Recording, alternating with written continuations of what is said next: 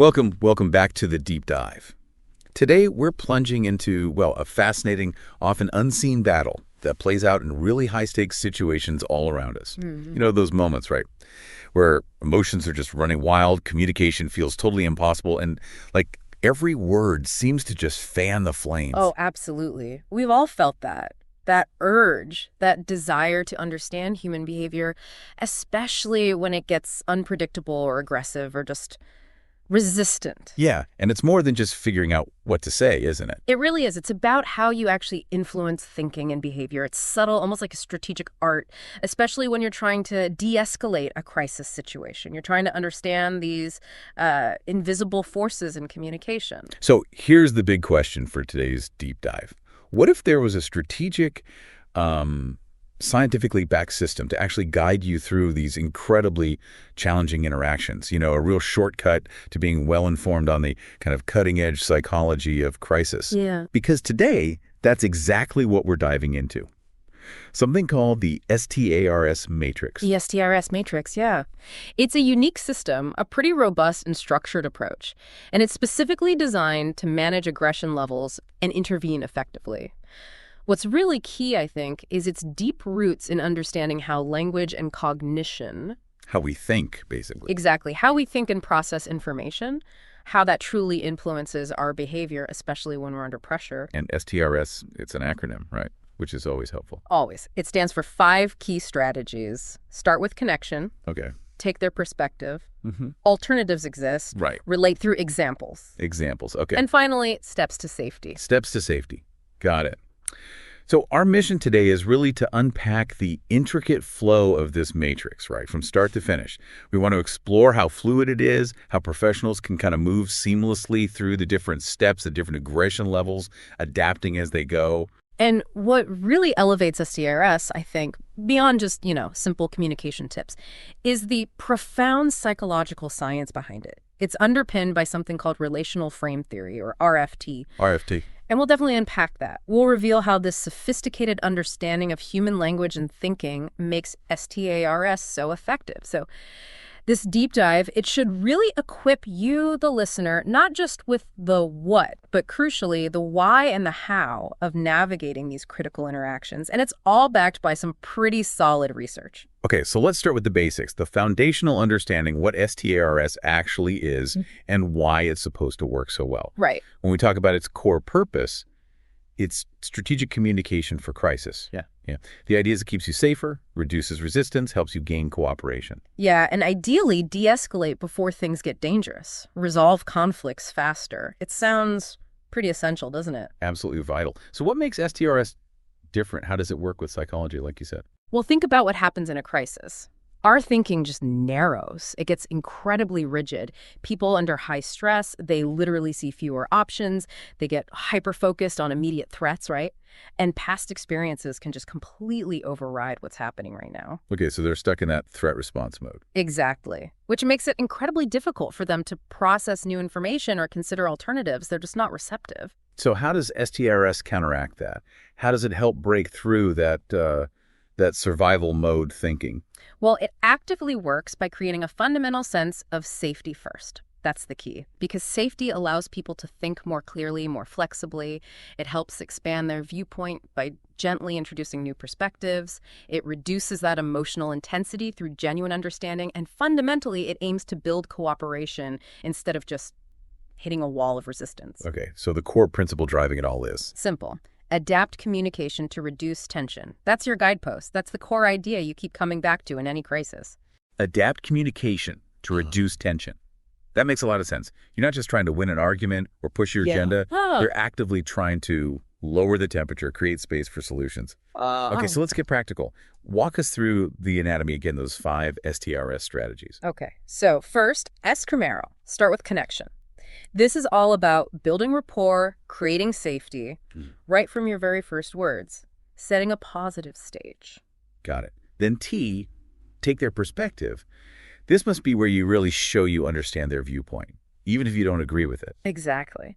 Super crucial for diffusing that initial defensiveness. Then comes A, alternatives exist. This is where you gently, strategically help them see other possibilities, options beyond their current, often very rigid thinking. Because they feel trapped, like you said. No other choices. Precisely. And then R, relate through examples. This one's interesting. Using stories, comparisons, metaphors maybe, to shift perspective in a way that just telling them directly wouldn't work. You got it. It kind of bypasses their logical defenses sometimes. And finally, S, steps to safety. This is where you create clear, actionable paths forward, breaking down what feels like this huge, overwhelming problem into smaller, manageable pieces. It sounds simple, but the way you describe it, the simplicity is definitely deceptive. There's a lot going on underneath. You mentioned it's deeply underpinned by relational frame theory, RFT. Tell us a bit more about that. Why should we, the listeners who aren't psychologists care about these technical terms, break down RFT for us lay people? Why is it valuable? That's a really good question. RFT. It sounds academic, I know, but its practical implications are huge. It's this advanced psychological framework that, well, precisely explains how human language and thinking actually work. It gives us a clear, functional map of how our words, our thoughts, directly influence behavior. So, knowing this engine behind S.T.A.R.S., it lets you adapt the techniques with a much deeper understanding. It builds confidence because you know it's research-based, and you can explain why these methods aren't just random tips, they're evidence-based. It's the why it works that really makes S.T.A.R.S. different from, more superficial tactics. Got it. It's like knowing how the car engine works, not just how to drive, so you can maybe troubleshoot or optimize it. Exactly like that. Okay, let's dive into the landscape of crisis itself, which S.T.A.R.S. maps out with these aggression levels. Yeah. You mentioned there are 5 distinct levels. Understanding these seems critical for adapting your response on the fly. Absolutely critical. The ability to accurately assess these levels, it's paramount for intervening effectively and, honestly, most importantly, for your safety and everyone else's safety. Right. So, level 1, baseline, cool and calm. This is just normal conversation. Person's willing to listen, engage. Yep. Normal tone, normal pace, appropriate eye contact, relaxed posture. They respond to questions. At this level, your approach can use all the S.T.A.R.S. techniques, non-verbally, open hand gestures, comfortable distance, steady eye contact, warm, even tone, just building connection. Then things start to heat up a bit. Level 2, mild agitation, warming up, increased tension, some frustration showing. Right. You might hear a slightly elevated voice, see some tension, maybe fidgeting, eye contact might reduce a bit. Responses get tinged with frustration. The key here is to acknowledge that frustration early on, validate their experience. You might see nonverbal signs like fidgeting, maybe talking faster or louder, narrowed eyes, tense posture, little clues the temperature's rising. Okay, then level 3, moderate tension, heating up. This is where you might start hearing raised voices, maybe even some threatening language. Yeah, definitely. Observable cues are yelling, raised voice, maybe direct threats, rigid body posture, those all-or-nothing statements start coming out. Here, your approach has to prioritize safety first. Language becomes simpler, more direct.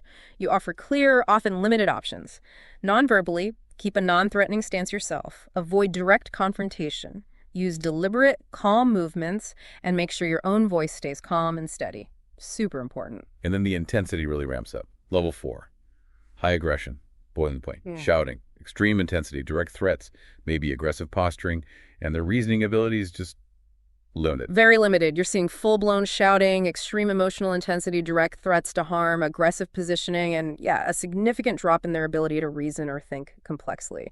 Your approach now shifts immediately to safety focus. Communication is minimal, very direct. Nonverbal cues, pacing, clenched fists, maybe direct challenges with their body posture, sudden movements, red flags. And the final level, level 5, extreme crisis, danger zone. This is active violence, immediate threat, basically no verbal response possible. Right. Active violence, complete loss of control, no response to verbal attempts, immediate threat to life or safety. At this point, your response has to be emergency protocols only. Non-verbally, you're focused on clear, concise commands, firm but controlled voice, minimizing any unnecessary movement yourself. You don't want to escalate it further. It's so clear there's that inverse relationship. As aggression goes up, the complexity of your communication has to go down. It feels almost counterintuitive sometimes, doesn't it? Like you want to say more to get through. It can feel that way, yeah. But it's a critical insight, that principle. As aggression goes UP, complexity goes down. For a quick assessment, S.T.A.R.S. suggests a 10-second level check. Just look at voice and speech, normal at level 1, maybe screaming or no speech at level 5, and body language relaxed at 1, active violence or collapse at 5. And crucially, always assess based on the highest level indicator you see. That determines your immediate safety-first response. And underpinning absolutely all of this, every level, is safety. Paramount. Your safety comes first, always. Trust your instincts, have backup plans, stay flexible. And when do you just abandon verbal techniques entirely? When there's an imminent threat to life. That's the hard line. That's the critical boundary. So it's not about never using force. Not at all. It's about strategically, effectively minimizing the need for it through really effective communication. Making force the last resort for safety, not, the first tool out of the bag. Okay, that sets the stage perfectly. Yeah. So let's walk through the actual S.T.A.R.S. crisis system flowchart. This is where the intervention process really comes alive, and you mentioned it parallels those RFT techniques. Does it start with understanding why the person is in crisis, those functions of behavior? Yes, that's a really important starting point for understanding their motivation. Are they trying to escape something, maybe arrest, detention, an unpleasant situation? Are they wanting attention, trying to influence others? Are they trying to get access to something they want, an item, a privilege? Or is it maybe a comfort behavior, just trying to cope with overwhelming stress or anxiety? Knowing that why gives you insight into how to approach them. Absolutely. It helps you tailor your communication to their underlying need, even if that need is kind of hidden beneath the surface behavior. It lets you connect on a more fundamental level. Which leads us right into the first SS, start the conversation. Bridge building coordination framing. Right. What's the main goal here, and how does that RFT science kick in right away? The goal is simple. Build rapport and safety from your very first words. Position yourself as a helper, not an adversary. Start calm, start clear. From the RFT angle, this is all about contextual control. You're trying to establish what's called an appetitive contextual control through non-aversive stimulus presentation. Okay, simpler terms. Yeah. Basically create a positive, safe, inviting environment. Research is super clear on this. An intimidating, aversive approach just creates resistance. An appetitive, welcoming context increases cooperation massively. So those first 30 seconds, they're absolutely make or break then. Setting you up for cooperation or a real struggle. They really are. Think about the resistance cycle. Person feels threatened, gets defensive. Authority figure maybe doubles down with more authority. Person escalates, leads to danger. S.T.A.R.S. aims for the cooperation cycle. Person feels heard, lowers defenses, rapport builds, they become cooperative, leads to a safe resolution. And the key insight, the really powerful one, is people don't resist solutions to their problems, they resist threats to their dignity. Wow. That's a powerful reframe. Yeah. Okay, practically, what are some of those connection builders versus the connection killers that decide which cycle you end up in? Connection builders. Things like acknowledging their experience. I can see this is really difficult for you, or this situation seems pretty stressful. Showing genuine interest. Help me understand what's happening. What's most important to you right now? Using collaborative language. Let's work together on this. Connection killers, on the other hand. Stuff like, you need to calm down right now. Oh, yeah, that never works. Never. Or, that's not my problem. Or, if you don't cooperate, I'll have to. These just instantly trigger defensiveness and make things worse. And it's not just the words, is it? Your voice, your body language, they set a nonverbal tone almost immediately. Huge role. Your voice literally sets the tone. Use calming qualities. Lower pitch, slower pace, steady volume, warm tone. Reduces anxiety, feels less threatening. Body language. Open, non-threatening posture. Keep your hands visible, relaxed stance, appropriate distance, use open gestures. And positioning matters for safety and rapport. Angle slightly, try to be at the same level if it's safe, always know your exit route and respect their personal space. You're building a bridge physically and vocally. I like how the S.T.A.R.S. material provides specific opening statements tailored to the aggression level. For level 1, it's like, good morning, I'm officer name. I understand there's been some kind of issue here. Can you help me understand what's going on? Very open, inviting. Exactly. Then for level 2, mild agitation, it shifts slightly. I can see you're frustrated about something. I'm officer name, and I'd like to understand what's going on so I can help. See how it immediately validates the frustration and offers help. Yeah, subtle but important. At level 3, moderately tense. I understand you're angry right now. I'm not here to make things worse. My main concern is making sure everyone stays safe. Focus shifts to safety and your helpful intent. And for level 4, highly aggressive. I need everyone to be safe right now. I'm not here to fight with you. Let's figure out how to handle this without anyone getting hurt. The language gets simpler, more direct, safety-focused, reflecting that complexity goes down idea we talked about. It's all geared towards building a partnership, isn't it? Rather than just jumping straight to asserting authority? What does that partnership approach sound like? Why does it work?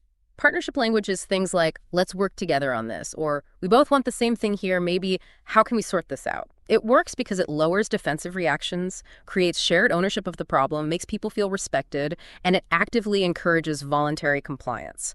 You're inviting collaboration, not imposing a solution. It changes their whole internal stance from resistance to engagement. So when is authority the right call? When do you pivot away from partnership? Authority becomes necessary in immediate safety threats, obviously. Clear legal violations happening right then, level 4 or 5 behavior where communication isn't really possible, or time-critical situations where you just don't have time for extended dialogue. The goal is to use authority strategically as a tool for safety and compliance when needed, not as your default interaction mode. It's a calculated choice, not a reaction. And reading the environment is part of connection too. What factors should we be looking at there? You got to consider the physical space, public, private, familiar to them, other people around supportive, hostile. How might they influence things? Timing factors, too, time of day, recent stressful events, maybe holidays. And cultural stuff, different communication styles, personal space norms, views on authority.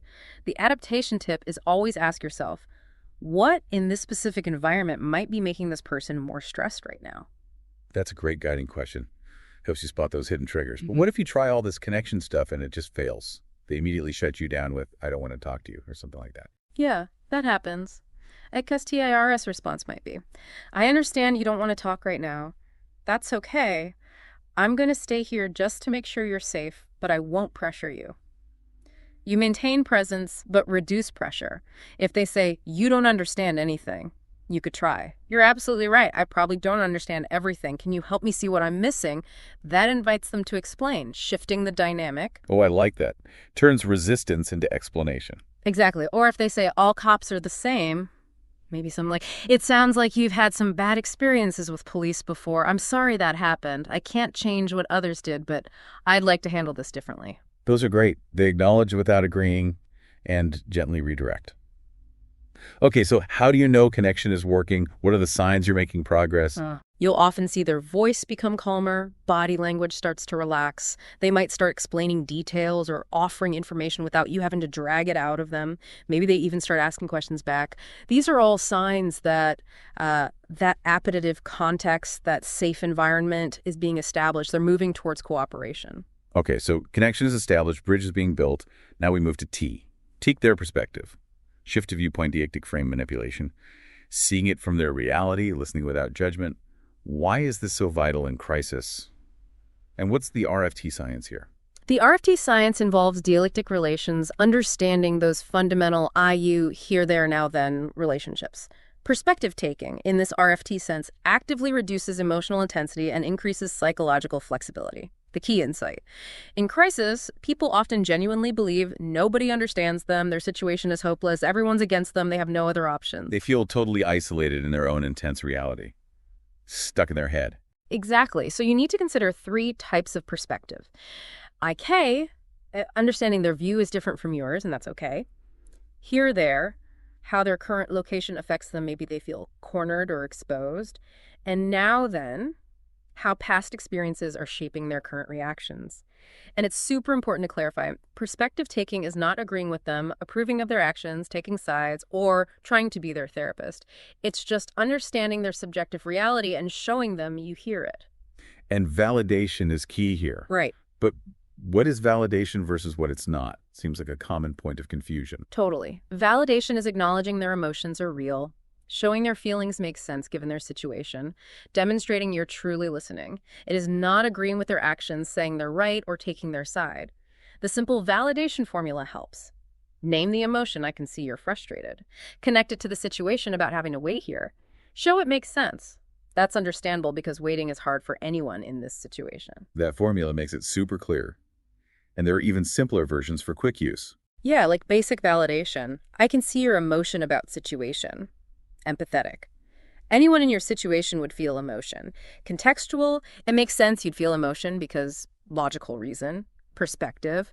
From your point of view, this must feel emotion.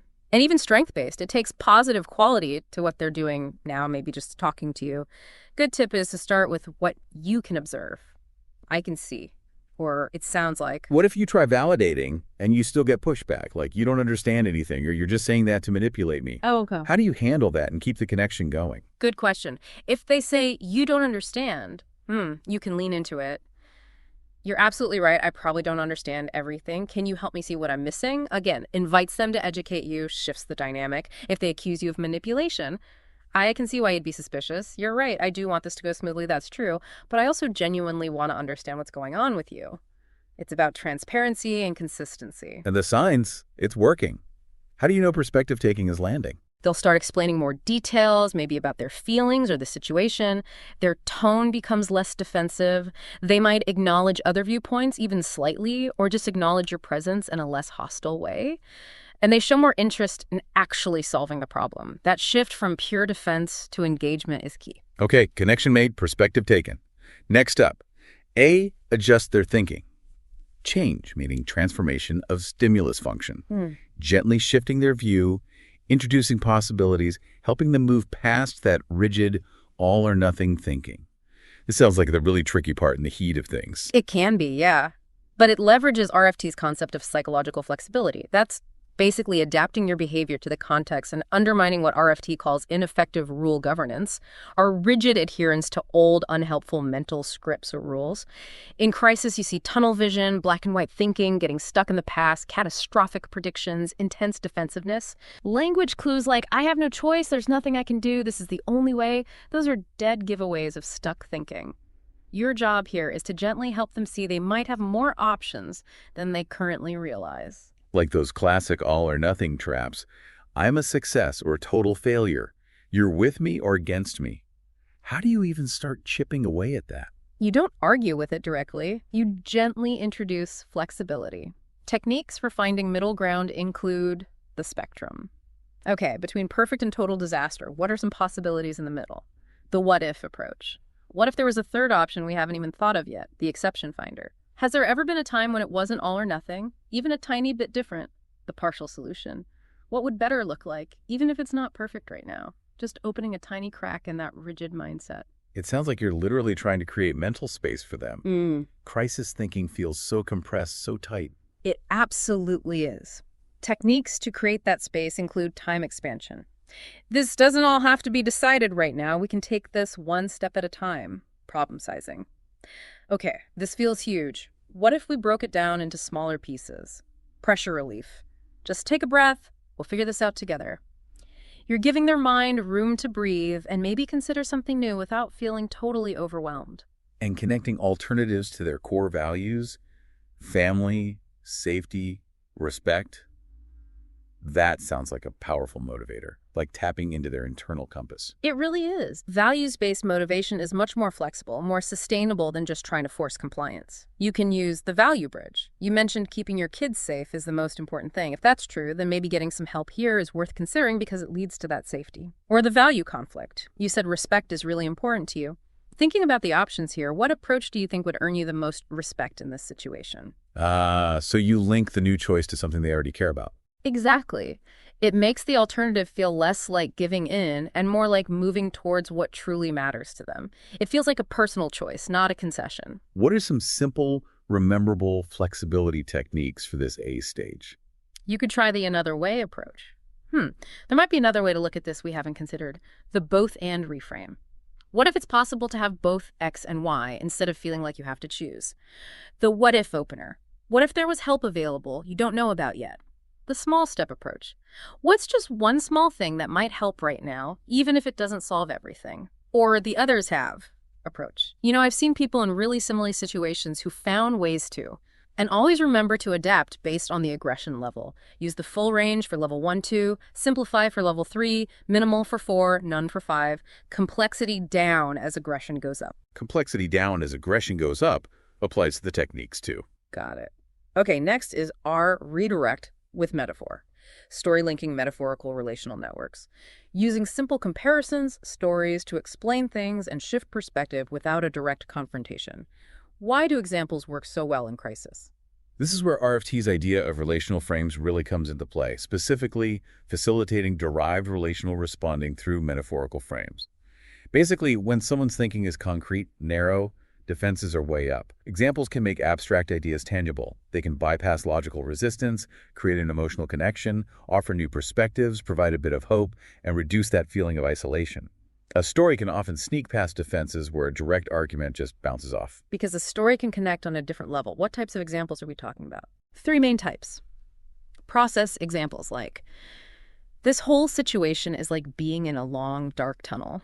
You can't see the exit from where you are right now, but I promise you it is there and we can find it together. People examples. I worked with someone once who felt exactly the same way you do right now, completely trapped, and they actually found a path forward by. And comparison examples. This feels like being stuck in really awful traffic, super frustrating, feels endless, but it is temporary, and eventually things will start moving again. Those are really vivid. You have some ready-to-go examples for common situations like domestic issues or mental health. Yeah, the framework provides some. For domestic situations. Relationships are kind of like gardens, they need tending. Even gardens that look totally dead in winter can bloom again in spring if you care for the soil, It takes work, but there's always a chance for new growth. For work financial stress. Losing a job feels like losing a key puzzle piece, I get that. But remember, you're not just one piece, you're the whole puzzle. Sometimes in that struggle to find a new piece, we find one that fits even better, or we learn to build a different, maybe even stronger picture. Nice. What about mental health? For mental health, maybe. Depression can be like wearing dark sunglasses inside a dark room. Everything just looks darker and more hopeless than it truly is. But there are ways to take those glasses off even if it doesn't feel possible right now. And for substance abuse. Addiction is often like being in an abusive relationship with a substance. Maybe it seemed helpful or comforting at first, but now it's controlling things, and you deserve to break free from that control. Those are incredibly powerful and relatable. How do you create your own examples on the fly, tailoring them? There's a kind of example formula. Step 1, identify the core issue they're grappling with, feeling trapped, hopeless, out of control. Step 2, find a familiar parallel from everyday life. Think mechanical problems, weather patterns, learning new skills, common experiences. Step 3, highlight the helpful aspect in that parallel problems have solutions. Storms pass, skills can be learned, help is available. Step 4, gently connect it back to their current situation, showing a possible way forward. When building your own mental library, use common stuff, life, nature, technology. Avoid anything obscure, definitely avoid anything religious or political or potentially re-traumatizing. Always check. Would someone in crisis find this relatable and hopeful? And how you deliver it matters hugely, I bet. Not like you're giving a lecture. Oh, absolutely not. Conversational tone is key. Slightly slower pace, warmer tone, lower volume usually works best. Timing is crucial, too. Use these after connection and validation when they seem stuck, maybe during a calmer moment, or if they actually ask for help or a different way of looking at things, and deliver it collaboratively. Invite them in. What does this feel like to you? Check if it resonates. Does that make any sense? Let them tweak it. Is that close, or how would you describe it? If they reject it, that's okay. You can ask, okay, what would be a better way to describe this feeling for you? Keeps them involved. Fantastic. Okay, finally we land on the last S. S steps to safety, path creation, behavioral change. Working together towards a solution, focusing on positive outcomes, documenting it all. Right. And this links directly to RFT's concept of behavioral chains. That's about implementing systematic contingency management through behavioral chain construction. Fancy words, but the idea is simple. Research shows complex problems are way easier to handle when broken into smaller, sequential steps or chains. Clear steps reduce anxiety, and making progress on small steps, successive approximation, builds confidence and momentum. Why do things feel so overwhelming in crisis? Why do people lose sight of solutions? Because they often see just one massive, impossible, unsolvable problem instead of manageable pieces. Breaking it down into steps does a few things. Reduces that feeling of being overwhelmed, creates forward momentum, even small wins feel good, provides clarity on what needs to happen, builds cooperation because you're tackling it together, and critically, maintains safety by addressing immediate risks first. So the step-by-step approach is literally: Step 1, identify the absolute immediate priority, usually safety. Okay, the very first thing we need to do is make sure everyone here is safe. Step 2, break down the bigger picture. Okay, I see maybe 3 different issues we need to tackle here to get through this. Step 3, sequence the steps logically. So first we'll handle the immediate safety thing, then we can address the next issue. Step 4, and this is key focus only on the very next step. Don't worry about step 5 right now.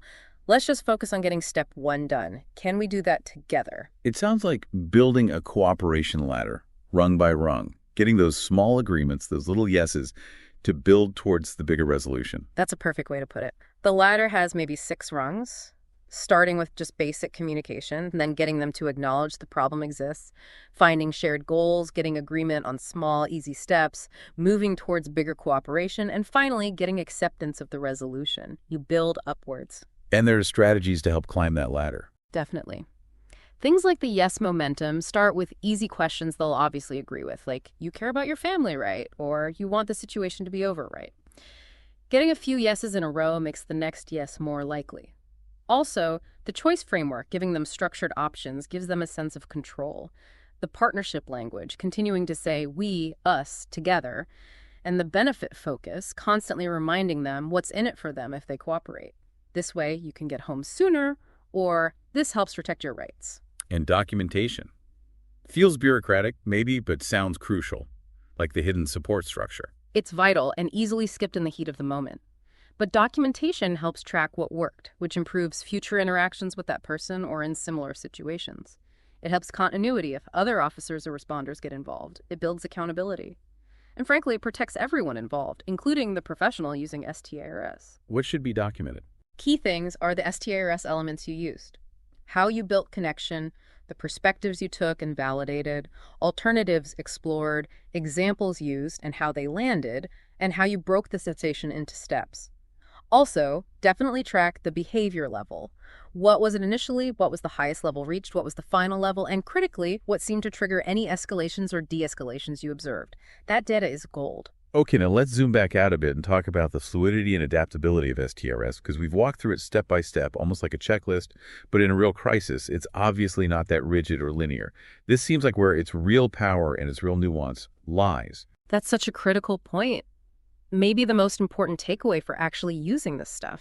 The number one principle is always adapt communication to reduce tension. S.T.A.R.S. is absolutely not a rigid lockstep process where you do S, then T, then A. It's a flexible toolkit. You have to flow between techniques and constantly adapt to behavior level in real time.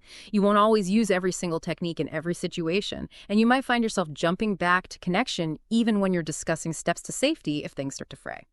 So how does that adaptive approach look practically when dealing with those shifting aggression levels? What's the quick mental checklist? Well, levels 1 and 2, you've got the most room to maneuver. Use the full S.T.A.R.S. approach, explore options, build that deep rapport. Level 3, techniques get simpler, safety becomes the primary focus, guiding your words. Level 4, communication is minimal, very direct, and you're mentally and physically preparing for potential physical intervention. Level 5, strictly safety protocols, verbal commands are only about immediate threat reduction. And always remember, as aggression goes UP, complexity goes down, your sentences get shorter, clearer, more direct. And if things are escalating quickly, S.T.A.R.S. has specific verbal cues for those safety transitions, right? Signals that you're shifting gears. Yes, designed to be immediate, clear, unambiguous. Moving from level 2 to 3, you might say clearly, okay, I need everyone to stay safe here. Let's keep this calm.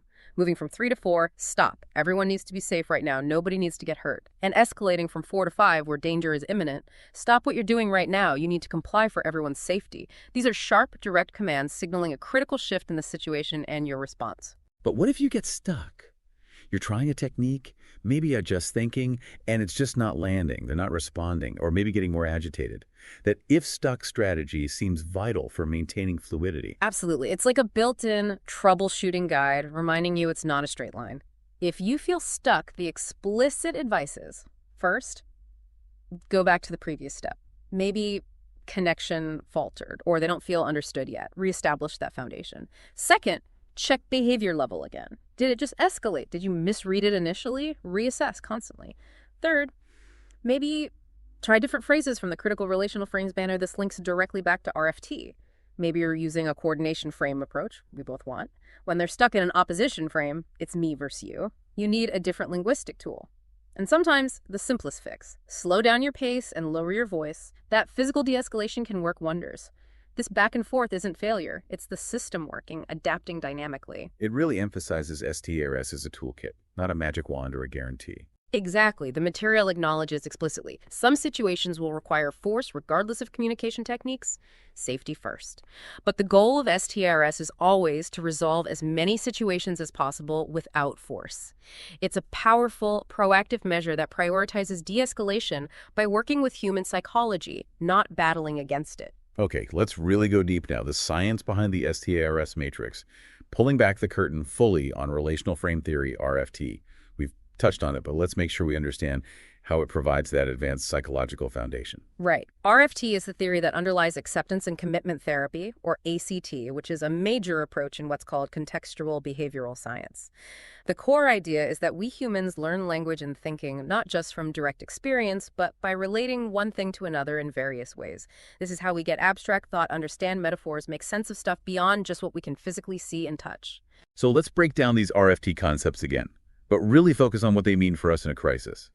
First, arbitrarily applicable relational responding, AARR. Sounds like a mouthful, but how does it show up in a real interaction? AARR basically means we humans relate things based not just on their physical properties, but on connections established by our verbal community, our culture, society, personal history. These connections are often arbitrary, meaning they aren't based on the physical form. Think about money again, that €1 coin. Physically smaller than a 50-cent coin, but we all agree it's worth more based on social convention. That's arbitrary. An animal might go for the bigger coin. Okay. The powerful insight for crisis is that people often assign these arbitrary meanings or labels to you, to the situation, to themselves based on past experiences or beliefs, not the current objective reality. This is why someone might instantly tag you as just like all the others, even if you're trying to help. That arbitrary label, derived from past pain, creates an immediate wall. So their history overrides the present, creating this relational barrier. Okay. Then derived relational responding. Relationships don't have to be directly learned. We can derive them. How does that happen? Two main ways. Mutual entailment. If you learn A is related to B in a certain way, like A is less than B, your brain automatically derives the reverse. B is more than A. If stuck feels hopeless, then hopeless gets linked back to stuck. Our brains build these shortcuts automatically. Helpful, but can lead to rigid loops in crisis. Okay, learn one side, derive the other.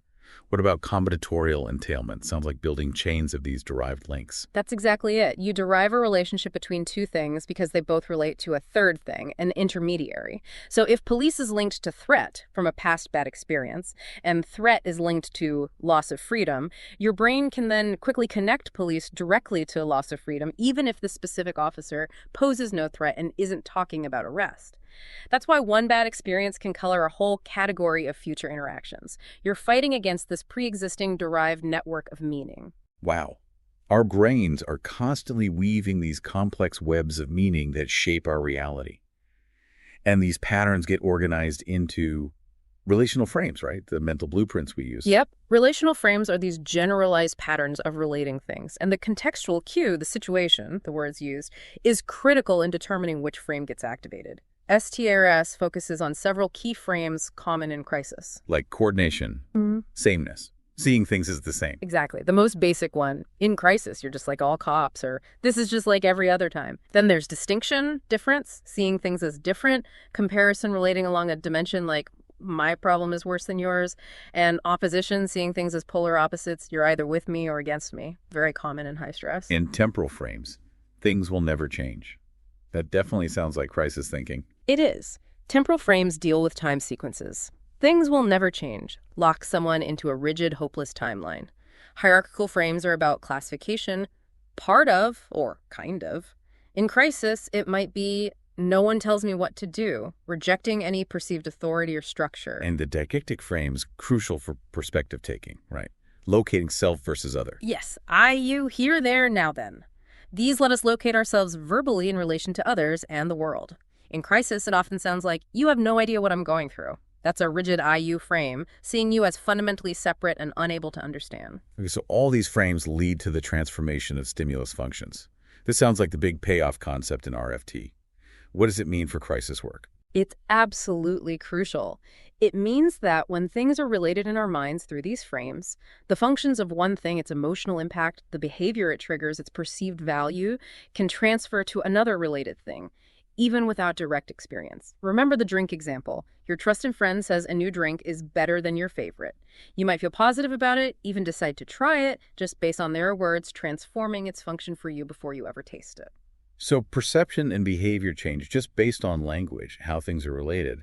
That's incredibly powerful for influencing someone in crisis. It explains how feelings, thoughts, reactions get tangled up in these relational networks. Think about the clinical example. An abusive parent saying, "I love you." The function of the word love gets transformed, damaged, making it hard for the child to trust or respond to healthy love later. S.T.A.R.S. actively tries to transform the negative, rigid functions driving a crisis like threat, hopelessness, resistance into more flexible, helpful ones like safety, possibility, cooperation.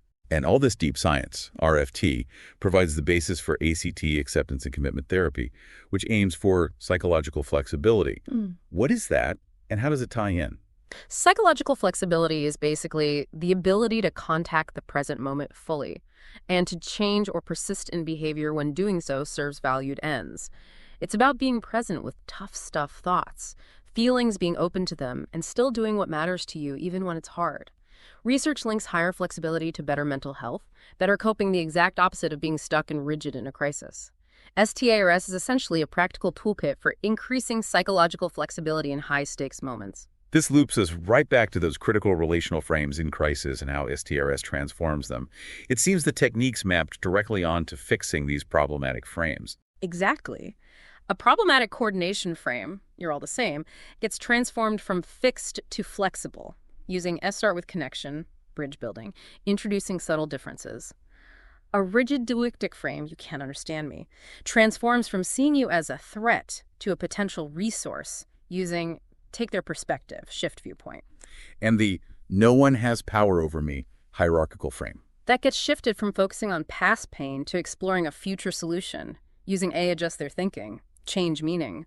You acknowledge the past roots but pivot to future possibilities. A stuck temporal frame, things will never change, transforms from isolation to connection using our redirect with metaphor, story linking, showing things can change, others have managed.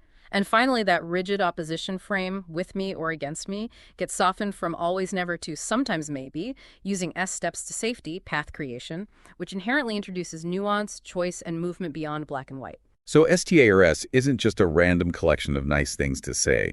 It's a scientifically designed system using language to reshape how people relate to their own thoughts, feelings, and the situation, leveraging these deep RFT principles. And RFT applies even broader, right? Like in behavioral economics. Yeah, it provides a powerful behavioral lens on cognitive biases. Take Kahneman's bat and ball problem. Bat and ball cost $1.02. Bat costs $1 more than the ball. How much is the ball? Most people jump to $0 RFT explains that fast, intuitive answer, system one thinking, as influenced by the transformation of stimulus functions, how the values $1.10 and $1 are related in our minds, triggers an immediate but wrong response, bypassing slower calculation. Wow. So it explains cognitive shortcuts and biases too, not just emotional reactions. Right. It also offers a framework for understanding things like nudging, subtly changing the environment, or phrasing to influence decisions. RFT sees nudges as manipulating contextual cues to reframe situations and shift behavior through derived relations.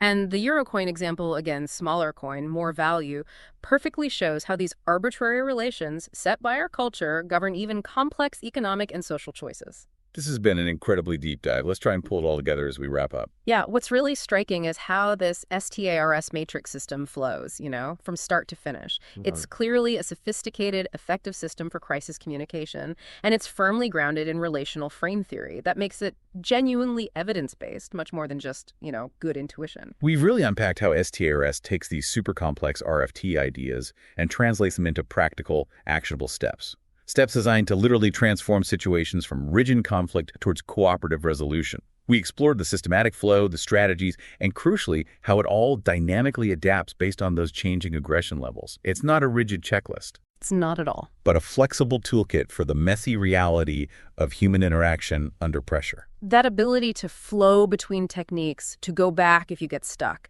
to constantly check the level, try different phrases linked to those RFT frames, that fluidity is key. That's what allows it to work in such unpredictable environments, guiding things towards safer, more productive outcomes. So what's the final thought for you, the listener? Consider how these principles we've dug into today, how language shapes reality, how to gently nudge thinking from rigid to flexible, how to create clear paths forward, how all that applies way beyond just high-stakes crisis calls. Think about your own communication, maybe in disagreements, maybe just everyday interactions. What relational frames might you be accidentally reinforcing? How could understanding this transformation of stimulus functions help you navigate those moments better? The power to turn resistance into cooperation. That's a life skill, really. Absolutely. We'd encourage you to just observe your own thoughts, your own conversations, maybe this week. Look for these subtle but powerful psychological dynamics in action. You might be surprised what you notice and how understanding them can really empower you in all sorts of situations.